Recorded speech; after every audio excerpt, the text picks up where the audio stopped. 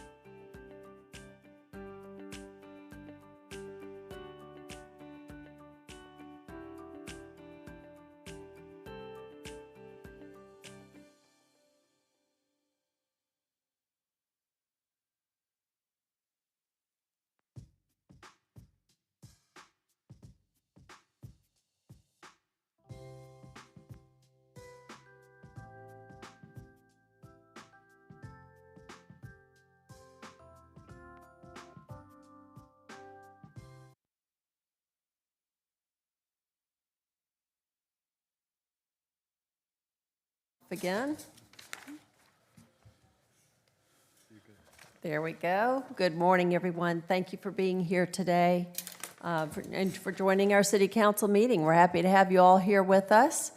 Would ask if you would please silence your cell phones at this time. And if you wish, you may rise and join council as Dr. Connor leads us in the invocation and the Pledge of Allegiance today. Lord, let us pause to gather our thoughts and center our hearts as we begin this meeting.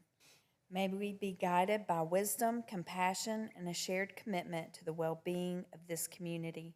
Let us approach our decisions with clarity, fairness, and respect for all perspectives working together to build a stronger, more united city. May our actions reflect our dedication to justice and progress, the common good, while fostering hope and opportunity for every resident that we serve. Amen. I pledge allegiance to the flag of the United States of America and to the republic for which it stands, one nation, under God, indivisible, with liberty and justice for all. Thank you.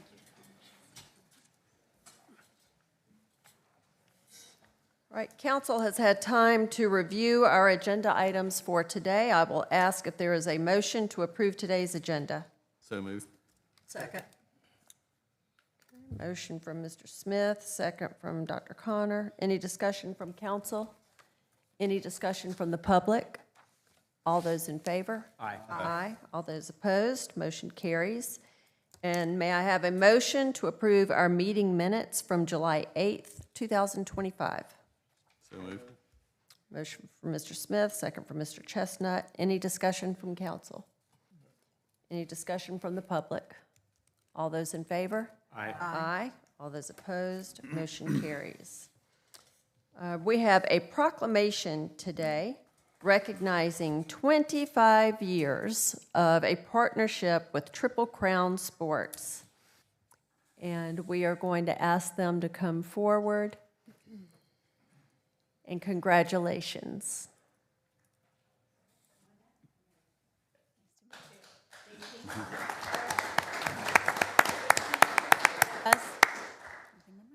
Check. Dave King is here with us from Triple Crown Sports. I'm going to read this real quick and then let Okay. you say a few words. All right, perfect. Honoring 25 years of Triple Crown Sports in Myrtle Beach.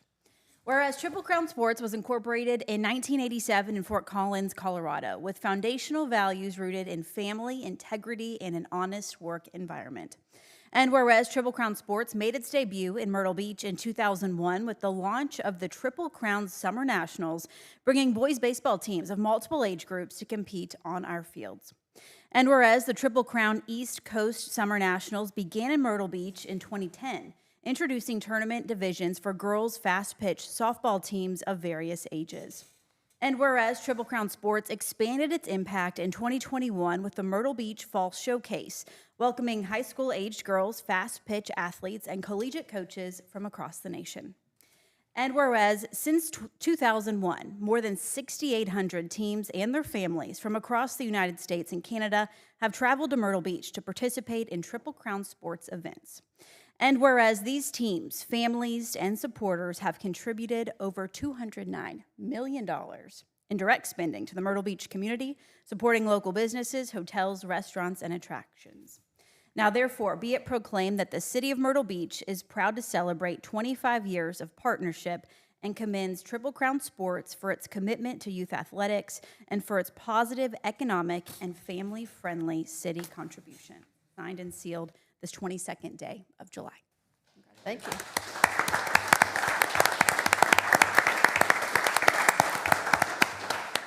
On behalf of our family, the King family, we're a family business. This is our 44th year of existence.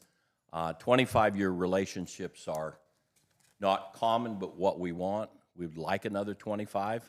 Our staff that have been part of this, we have 75 full-time people and more than half, I counted 41, that have worked this venue or this event sometime in their lifespan. We have 8 here today in the meeting. So from the Colorado side of our business and from people that really care about eventing, the hospitality you've offered as a community, the facilities that you care about for your community and for your guests are very important to us, and we want to thank you across the board. Continue that effort.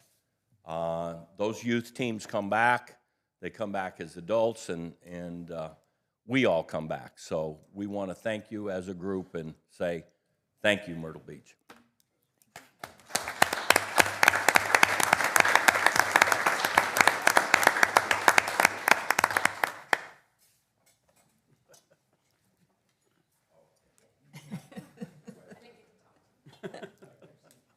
We don't let you get out of here that easily. Thank you very much. Thank you. Congratulations. Thank you, guys. Thank you. Look forward to another 25. Thank you. Thank you. Appreciate it. Thank you. Thank you.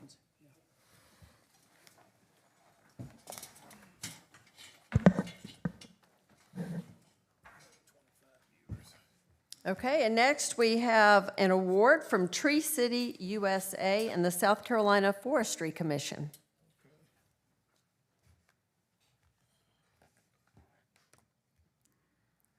Hello. Good morning. Good morning. I'm Ann Heiler. I work for the South Carolina Forestry Commission as the Urban Forestry Specialist for the PD region. So I've got everything North Myrtle to Pawleys Island and up to Lancaster County. Could you please speak into the mic? I know, everybody's taller than me. Thank you. There we go. With the Forestry Commission, we assist the Arbor Day Foundation and cities to become Tree City USA.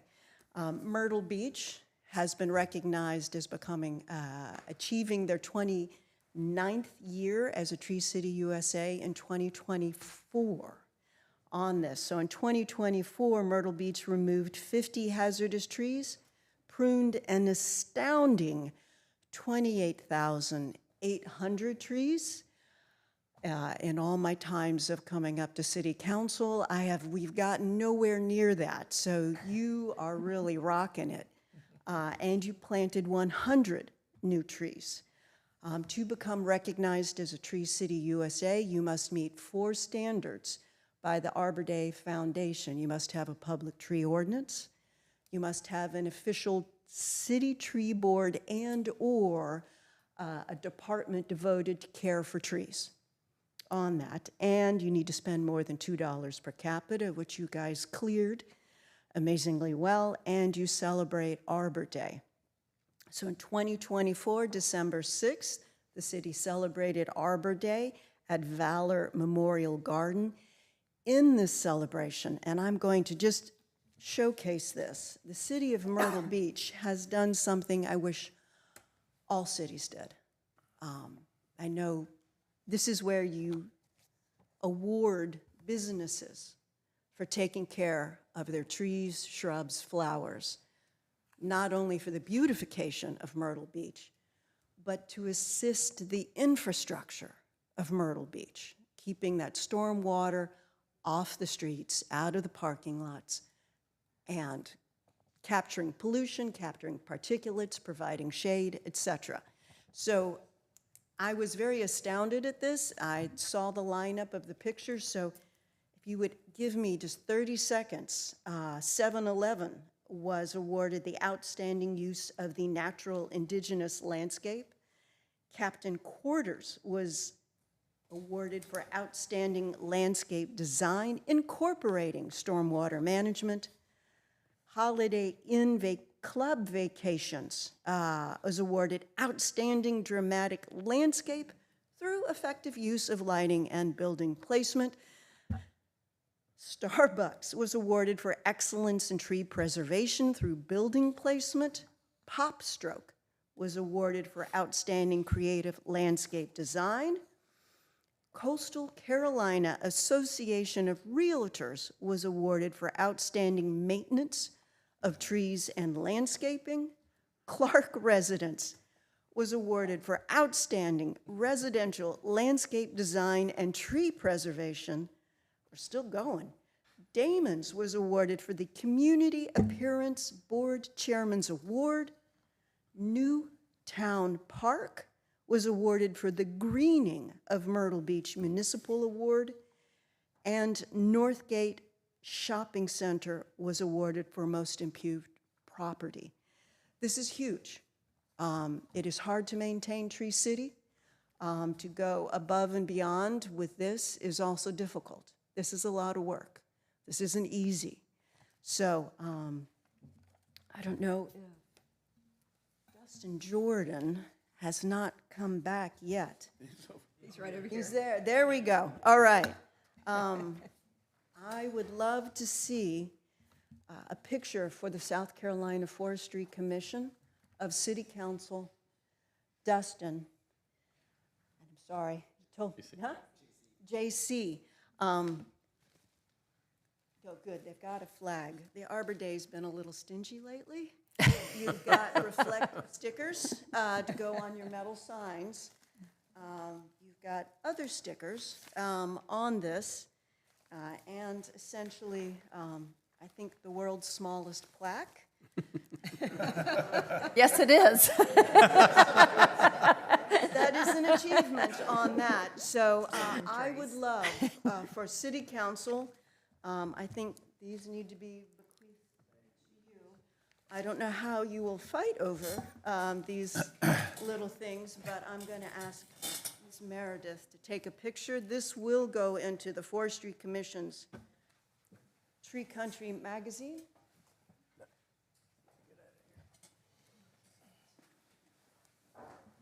No. All right.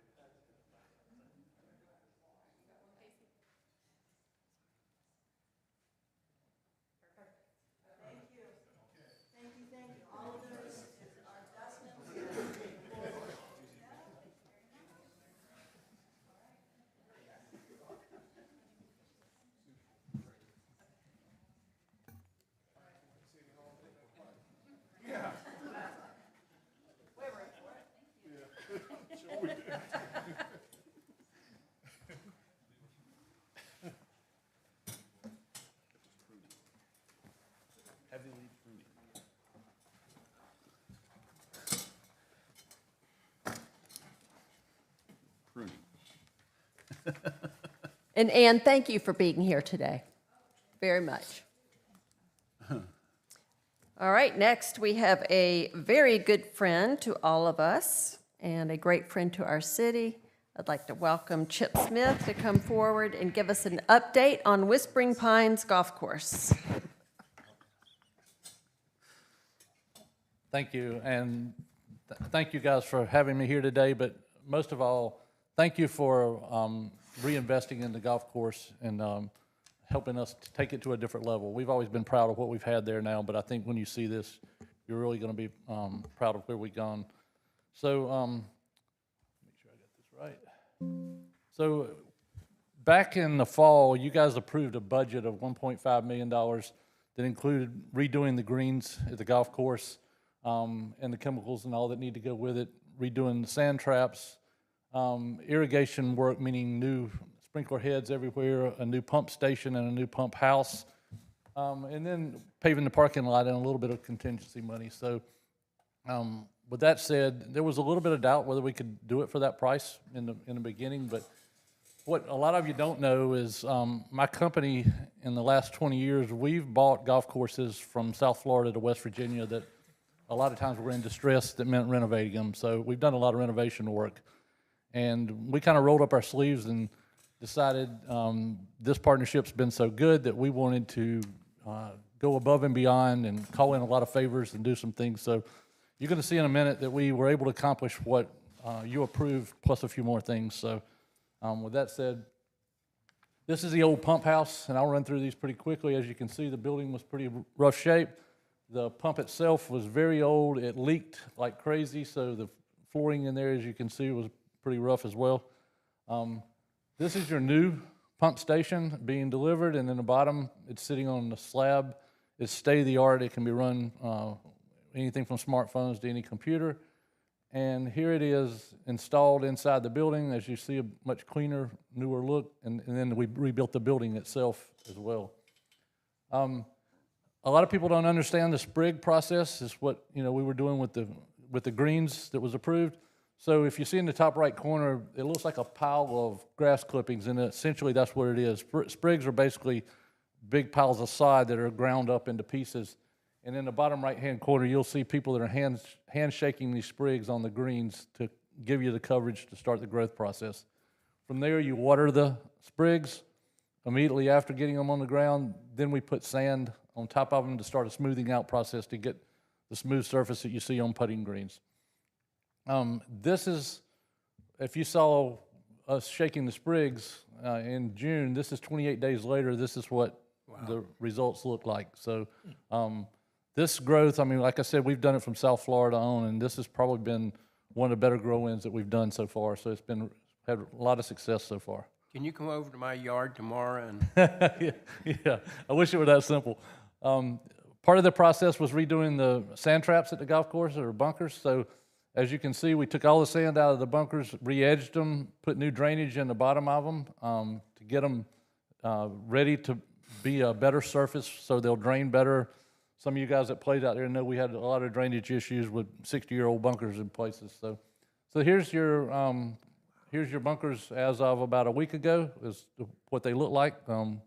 They're coming along very nicely. All bunker projects are now complete. And then, again, we decided that we're going to try to stretch this money out and do some things beyond what was approved. So what I didn't tell you in those pictures was we were approved to do the greens. After doing things and calling in some favors and all, we were able to do tees, greens, and fairways. So you got a whole new golf course in a sense, instead of just greens. So the golf course is going to be fantastic when we open back up. But we kept going. So we decided, let's do all the signs on the golf course. So every sign that's on the golf course, and there's 36 of them, I think, have all been redone. So like the top right, we have what we call monument signs at the bottom, and those have all been hand-painted back. And I'll tell you, there's a former city employee named Steve Moore that worked here for years, and I don't think Steve's missed a day since we've been closed, being out there volunteering his time. He hand-painted all those signs, so Steve is, he's been quite a trooper out there for us. And then, I'm gonna back this up a minute. We think that our sign on the highway is old, it's dilapidated, it's not been good. So I started thinking about what can we do to not only have a new sign, but what can we do to make an impact when people land in Myrtle Beach at the airport.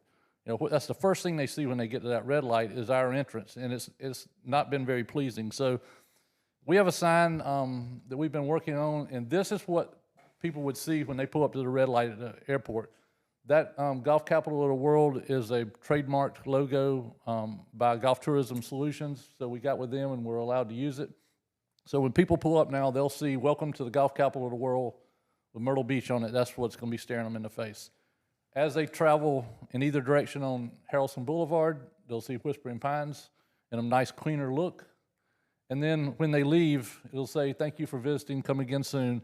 And we know that we may have to replace our seal at some point, but that's the sign. And this is kind of, it is unusual to have a four-sided sign like this, but we feel like this is not just a sign for Whispering Pines, but more of a monument for the city of Myrtle Beach when people arrive. So I look at it as a city sign, as a destination. So so that's where we are on those projects. Like I said, we've stretched it out pretty good compared to where we started. So just as a recap, on the left is what was approved, in the red is what we added. So we were able to do tees and fairways that was not in the budget, along with all the chemical and fertilizer needed to do that.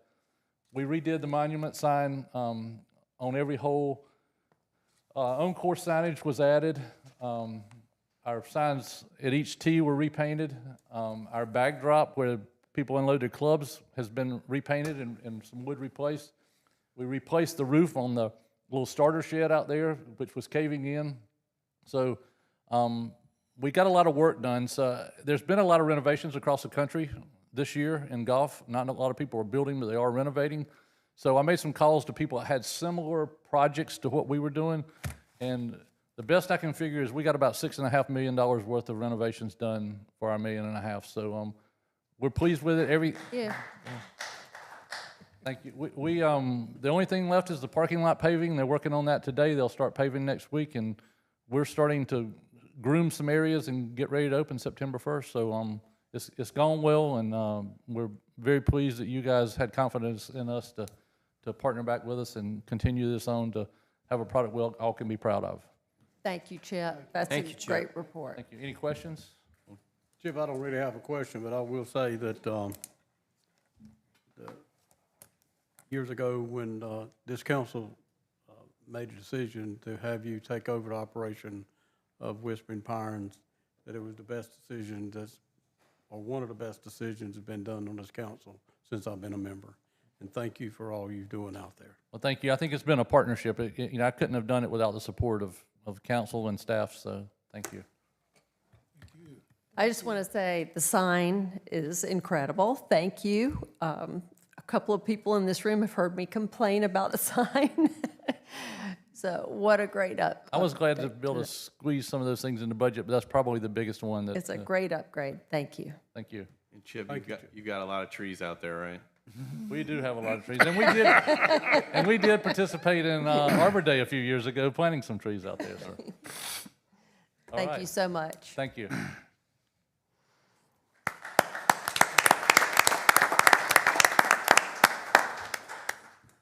Before we go on to our communications and creative services update, I do want to recognize that we have Jerry Shea is here with us today, and he is from Congressman Russell Fry's office. So Jerry, thank you, and thank you to the congressman for your being here today. And we'll have our communications and creative services update.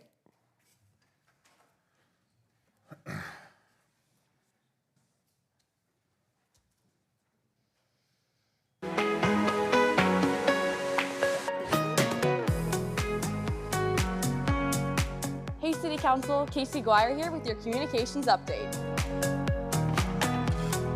The Oak Street Sidewalk project is ahead of schedule. Contractors are about 2/3 of the way done. As a reminder, the new sidewalk will go from 27th Avenue North to 35th Avenue North. Myrtle Beach Fire's Opticom system is now installed at 75 of the city's 98 intersections. The system works by turning traffic lights green as the fire engines approach during emergency response, saving precious seconds in response times. Congratulations to Police Lieutenants Kathy Rhodes and Angel Walker for graduating from the Charleston Executive Leadership Institute. They both say the training helped them become well-rounded leaders. Thank you both for going above and beyond. 6 fire department team members attended the Emergency Services Behavioral Health Summit in Charleston. Attending this summit is one of the ways the department continues to invest in mental resilience, peer-led care, and real-time support for our firefighters. July 22nd will mark 1 year since the groundbreaking of the theater. Construction is on schedule. We are ready for the 2026 opening. Looking ahead, Read Fest takes place Saturday, July 26th from 10 to 1 at Futrell Park. It's a celebration for kids who hit their summer reading milestones. Marching Music's Major League Brass at the Beach is coming to Doug Shaw Memorial Stadium Tuesday, July 29th. The nationwide Drum Corps International Tour will bring 6 world-class marching corps teams to the stadium to play at 7:45. Make sure to get your tickets. The first Friday Art Walk is Friday, August 1st from 5 to 8. Applications are open for the Citizens Police Academy. The deadline to apply is August 4th. Classes begin August 11th. You can email your application to jrodriguez@cityofmyrtlebeach.com. And finally, the annual Back to School giveaway will take place Friday, August 8th from 6 till 8 at Patrick's Mobile Home Park on Highway 15. That's all for now. Hope you have a great rest of your week. Great job, Casey.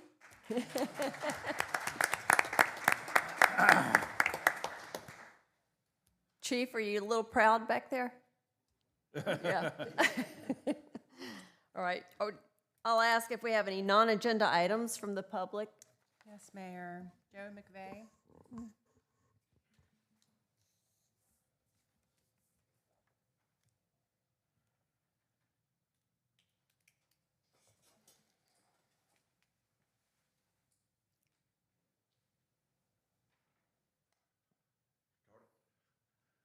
Mayor, council members, I'm here to praise you. Mr. McVeigh, first, for the record, please, your, Joe McVeigh, and your address. 1548 Landing Road, Myrtle Beach, South Carolina, one of the oldest sections in Myrtle Beach. I'm here to praise you all, if I can. First, I haven't been here since you put the guardrails downtown. They're not good, they're great, they're beautiful. They can't put a drink on there. You plan it out perfectly. It runs all the way, it could go even farther. Now, having said that, if you will put by 7th year here, blue lights on your cameras, blinking blue lights that you can copy from out here at Lowe's, or you can go to Walmart, big blue blinking lights. Even the idiots will be able to see that. And then some signage. I think you've got 11.2 acres sitting up there empty most of the time. At the very least, for the rest of the year, you could lease a signage like they do in North Myrtle Beach and put up activities and put up laws so that everybody will know what we're doing. Tell people about our cameras, our 1,200 cameras, I think you told me, Mayor. And then I think people understand that we have problems. I went to a party last weekend from folks back in West Virginia, and there's some horse's ass up there, a weatherman. He tells the weather, and he says, now, for those you folks going south to South Carolina, if you're going to Myrtle Beach, here's the weather report. I'd like to smack him if he ever come down here, but I own the name Myrtle Beach, so there won't be any T-shirts at least. I have the, and the, let me see what else I've got here. Oh, I want I'd like to see the police and the chamber go out into the communities. Remember years ago they'd send groups to towns all through the winter and everything, and they have meetings and people would show up. I think you could do that here locally if you'll go over across the street, you know, where your money is, and ask them, it's outside of Myrtle Beach, ask them to have police or just whatever, and have community projects, you know, give away 2 free passes to the water park or whatever, and have drawings, and then explain the consequences of carrying a gun. You're not going to the prom. You're not going to have a girlfriend. You may have a boyfriend for the next 20 to 30 years, but your life's over. So if you pack a gun, be ready to be gone for life. And all in all, I want to thank you all. You all have done a good job, and I'm through. 3 minutes. How's that, Mayor? That's very good. Thank you. Oh, and I love this town, by the way, no matter what else I say. That's it. That's all? Okay, let's move on to our consent agenda. Good morning, Mayor and Council. For this morning's consent agenda, you have 4 items for your consideration. The first item is motion 2025-52, authorizing the city to apply for funding request of $79,490 from the Chapin Foundation to modernize the shelving systems in the Chapin Memorial Library. There's no match required for that. The second item is motion 2025-53 to allow the city to apply for $1,277,000 FEMA staffing for adequate fire and emergency response program to hire 8 firefighters. There's a local match of 25% in years 1 and 2 and a 65% match in year 3. If approved and if awarded, that would allow us to hire 8 firemen to begin a 4th platoon to go to a 24/72 shift model. The third item is motion 2025-54, which is to apply a grant for $220,000 from FEMA for the Fire Prevention and Safety Grant for the purpose of purchasing equipment to upgrade our current mechanical Knox box systems into an electronic system. There's $11,500 match in our hospitality fund for that. And finally is motion 2025-55 to apply for a $50,000 grant from the U.S. Department of Justice COPS program to allow the implementation of the local law enforcement education and development program. We had our first inaugural year this past year, and there's no match required for this grant. All right, thank you. May I please have a motion to approve today's consent agenda items? Second. Motion from Mr. Louder, second from Dr. Connor. Any discussion from council? Any discussion from the public? All those in favor? Aye. Aye. All those opposed? Motion carries. The first item on our regular agenda is the second reading of ordinance 2025-44. Second reading of ordinance 2025-44 to amend Article 10, Division 6 of Chapter 14 of the City of Myrtle Beach Code of Ordinances relating to juvenile curfew. Morning, Mayor and Council. Good morning. Since the last reading or first reading, there were a couple of amendments that were made from the dais. One of those was to change the start time from 10 p.m. to 9 p.m., which was reflected in the second reading. And the other addition that was added was to also incorporate all the city parks and city facilities during the same time period from 9 p.m. to 6 a.m. Just to remind everybody, this is from 6th South to 21st North, from the ocean west to Kings Highway. It also includes the Arts and Innovation District. Those are the major changes. The map's up behind me. I'll be happy to answer any questions that may come up. Motion to approve, Mayor. Second. Motion from Mr. Louder, second from Ms. Hatley. Any discussion from council? What kind of feedback have we gotten over the first few weeks of this emergency portion? From the business community down in that area, it's been overwhelmingly positive. I'm not going to say all of them, but all the ones that I have spoken to have been very strongly in favor of this. I'm aware of one email that came to Deer City Council that was against it, but other than that, the feedback has been very positive. I'm glad that it's been positive. I just think that we should keep an eye on this, and if it turns out that it may not be as necessary in the off-season, or if some minor tweaks need to be made, we need to just be prepared for that. And that was one of the things in a meeting with the business community either last week or the week before last that we had talked about, that I think you're really going to be able to look at maybe the effectiveness of it next spring, because really, I'm not going to say all the issues, but a lot of the issues happen beginning in spring break through kind of the first half of June, the end of June, and obviously we're past that time period, but that's one of the things we have talked about the business community and internally, that we look at it and see if there's modifications or, shrinking the time or during the year when it's in effect, but yes. Thank you. Mayor, excuse me, Greg, you through? I will say this, that I'm truly a strong supporter of it, and I have heard nothing but positive from members of the business community that have contacted me. Also, this is just not Myrtle Beach that's doing this. If you look all over areas in South Carolina, this is taking place. I just read either night before last or night before that even King Street now is looking at a similar curfew that we're doing now. And this happened in a number of cities. And I think that says a lot about what's going on in our state, in our country. And really, it's sad. It is really sad that it's gotten to a point where we have to do measures like this to make where we live, where we work, a much safer place to be, and especially for our visitors and guests who come here. And I think we continue to march with this, and I think it's a very smart move that's taking place. And I think the only thing that I really want to add from up here is that we want it to be family friendly down there, right? We're not saying that, people under the age of 18 can't come down there, but after 9 o'clock, they got to be with parents. It's no unaccompanied. So it's not adults only after 9 o'clock. It's, young people can still be there with parent or guardian. That's right. And Mr. Bruger, we've discussed this before, but just to be clear, this is the first step in dealing with a particularly complicated issue.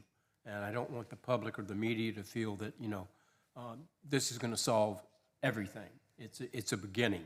And that's the reason that we'll be having other meetings with the business community, so that there is a consistent plan that attacks the various segments of this. Correct. It is one piece, and I don't want anyone to leave here today thinking this is going to be the end-all, be-all, and this is going to fix everything, because quite frankly, it's not.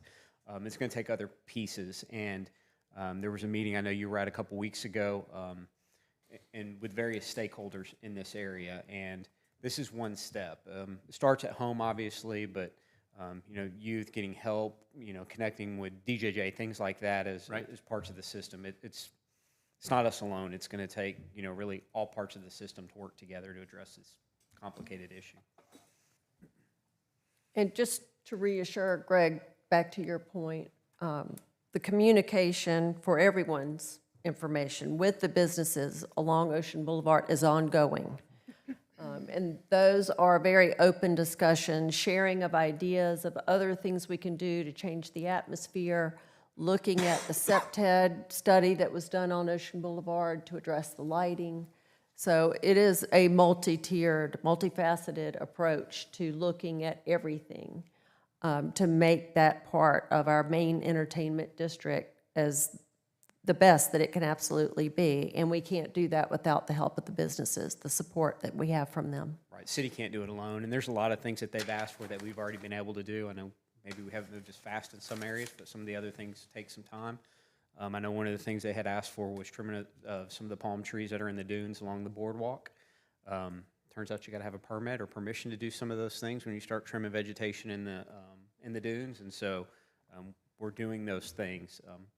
Unfortunately, can't happen overnight, but we're working closely with that community to try to address some of their concerns. Any other discussion? Okay. Thank you.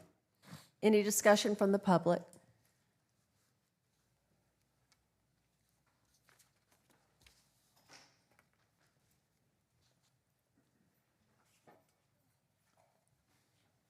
How are you? And if you'll just state your name and your address, please. Maria Guardado Gonzalez. And talk into the microphone, please. Maria Guardado Gonzalez. I live at 1430 Eastbrook Road. Oh. There you go. You know, stay on your tiptoes. I had a question about like the how are you meant to enforce the curfew? That's because I know that I look more like youthful in comparison to other people my age, and I'm not sure if they're going to have people stationed around those areas to try to see if anyone looks like they're underaged. That's my concern. Like, how are you meant to enforce it, especially if there's people like who are older than me, who aren't, who are an adult and look much more like youthful. I don't know how you're meant to enforce that. Okay, and Chief Prock is going to answer that question for you. She's right behind you, actually. How are you? Good. So I think there's a couple different ways of being able to explain that to you. When the curfew actually goes into effect, we obviously want to be proactive. The first part of it is about education. So we want to make sure that we first are making sure everybody is aware of it. That's part of compliance, to make sure that people are aware of it. In addition to that, we have officers that are going around the boulevard, the boardwalk, and making sure that individuals understand what our ordinance are all about. We want to make sure that people understand. In addition to that, we actually go up and we talk to individuals. We engage in conversations, and that's with all ordinances and state laws. We want to make sure people understand. But that's part of what we do. In addition to that, we ask questions. We ask how old you are. We engage in conversations. So that's part of the investigative process. Would you ask for some form of ID if you can't prove it? We absolutely do. Okay. Mm-hmm. That's part of it. Yep. Okay, I wasn't sure because I have people who are younger than me and look much older than me. So I understand that 100%. That's part of why this is very challenging when we're enforcing these laws. Yep. Okay. Very good question. Thank you, Maria. Any other discussion from the public? All those in favor? Aye. Aye. All those opposed? Motion carries. The first reading of ordinance 2025-45. First reading of ordinance 2025-45 to amend section 14-63 of the City of Myrtle Beach Code of Ordinances relating to resisting arrest. So this is going to be a change to Section 1463 of the ordinances, previously read resisting law enforcement or resisting arrest. Words matter, particularly in the legal world. And with the way that it was written, there could be some legal problems, challenges with a person that resists but is not actually under arrest, but they are lawfully detained while an officer conducts an investigation. And at that point, if they resist, because of the way it was written, you had to be under arrest for it to apply.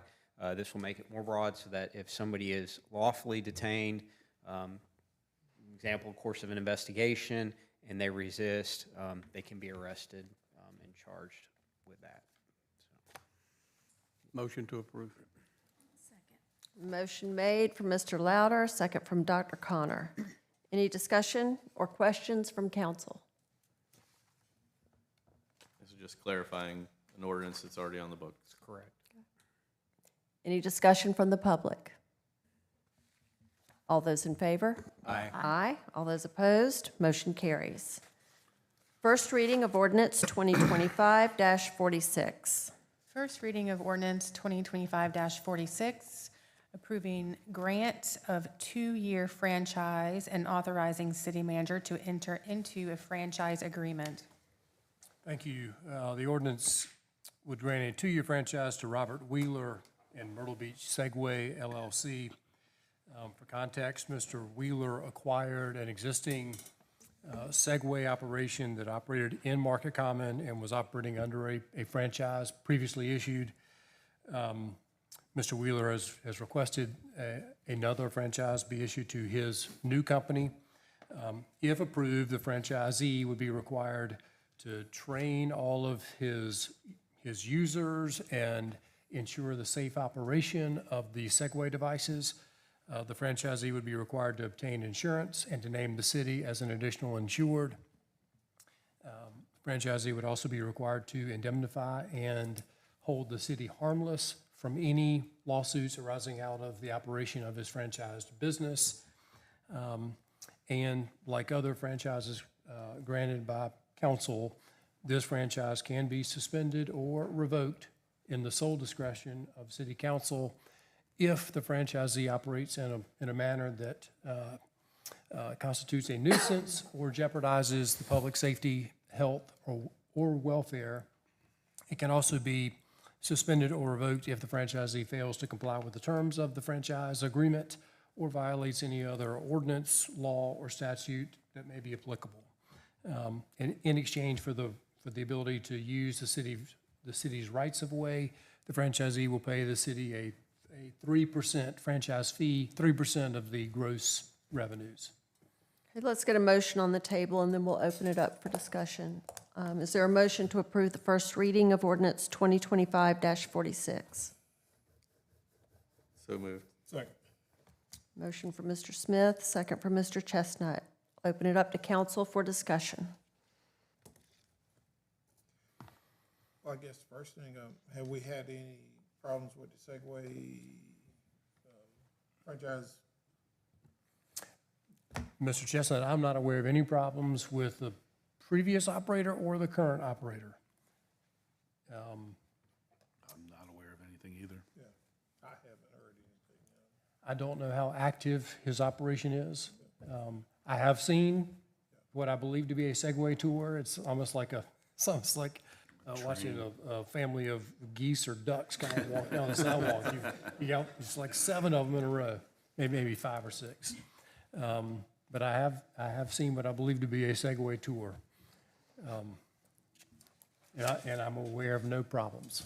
It ain't broke. Have we had any input from our police department? What do they think about this in terms of safety? I have not received any direct input. If Assistant Chief or Chief wants to offer input, now is the time.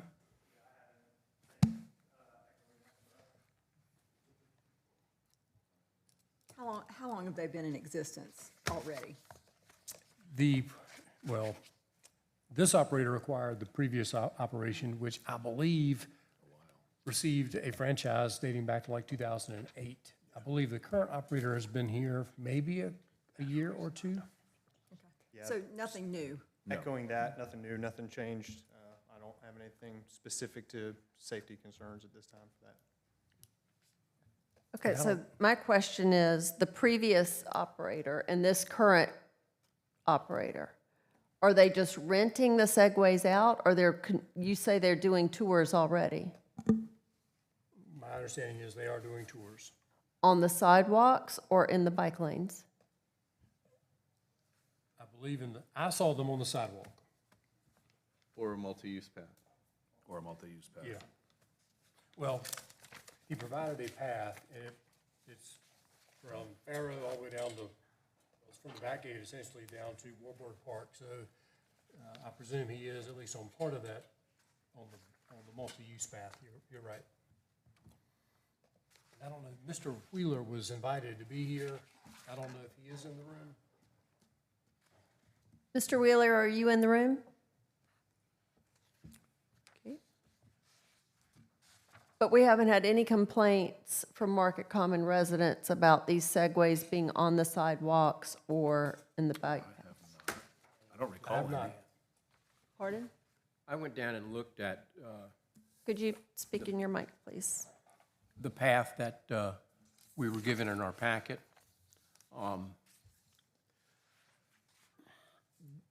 Part of it is on multi-use, but it appears that part of it is not. That raises a concern for me, especially as the Market Common district continues to grow. Citizens trying to use the path,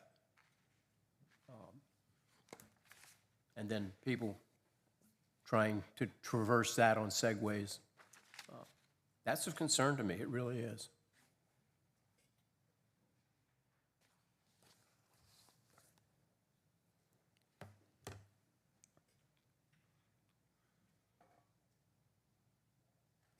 I'll just add something. I need to look at this a little more closely, but I believe state law allows these types of devices specifically to be operated on sidewalks. Because they are considered, has a big, long, fancy name, electric personal assistive mobility devices. So that's.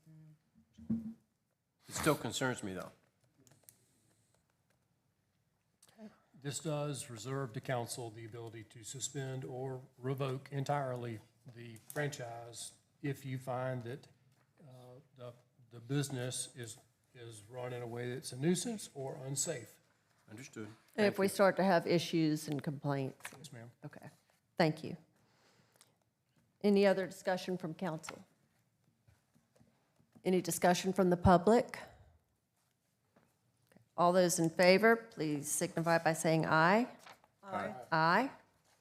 Let's do show of hands. All those in favor, say aye. All those opposed? Okay. Motion carries. Thank you. Resolution 2025-18.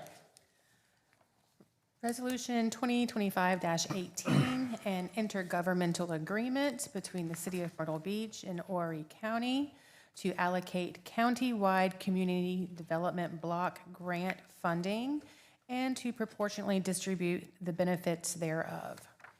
Yes, ma'am. This is a 3-year agreement with Horry County. As everyone knows, we're a subrecipient of CDBG funds from Horry County. In order to maintain that subrecipient status, we have to enter into this 3-year IGA.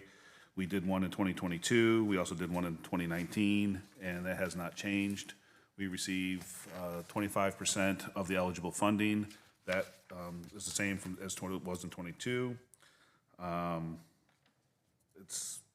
We need to pass this in order for the next 3 years in order to receive the subrecipient funding that we retain, which is about $380, give or take. Some years a little less, some years a little more.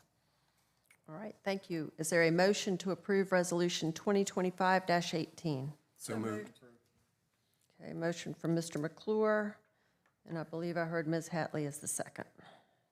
Any discussion from council?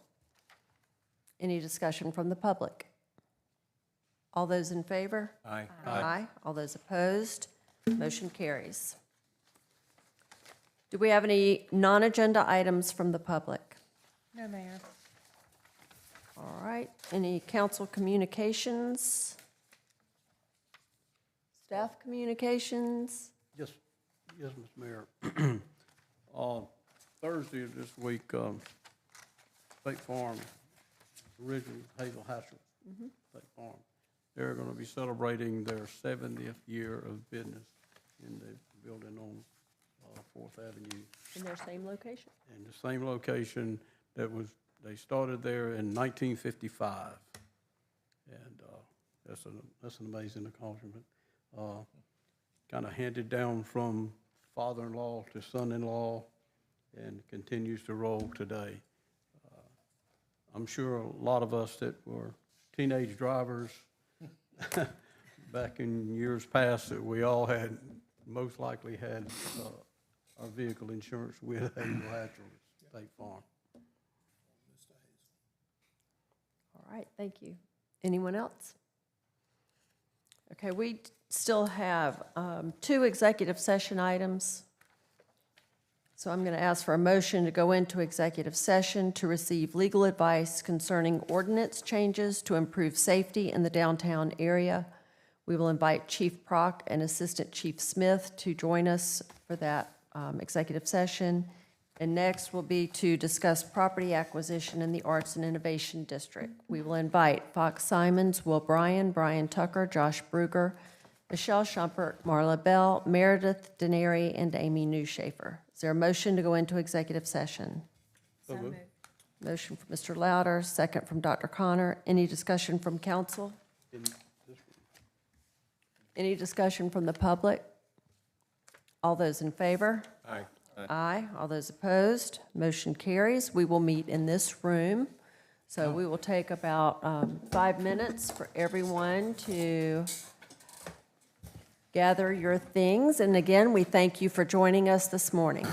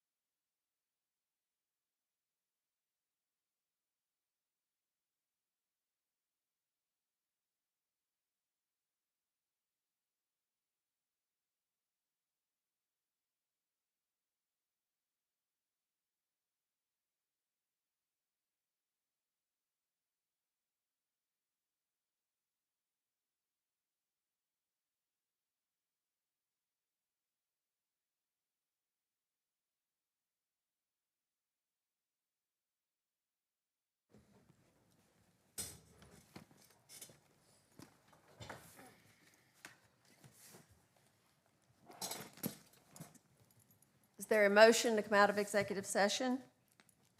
So moved. Motion from Mr. Chestnut, second from Dr. Connor. Any discussion from council? All those in favor? Aye. Aye. All those opposed, motion carries. Is there a motion to adjourn? So moved. Second. Motion from Mr. Louder to adjourn, second from Dr. Connor. Any discussion from council? All those in favor? Aye. Aye. All those opposed, motion carries. Meeting is adjourned. See you next time.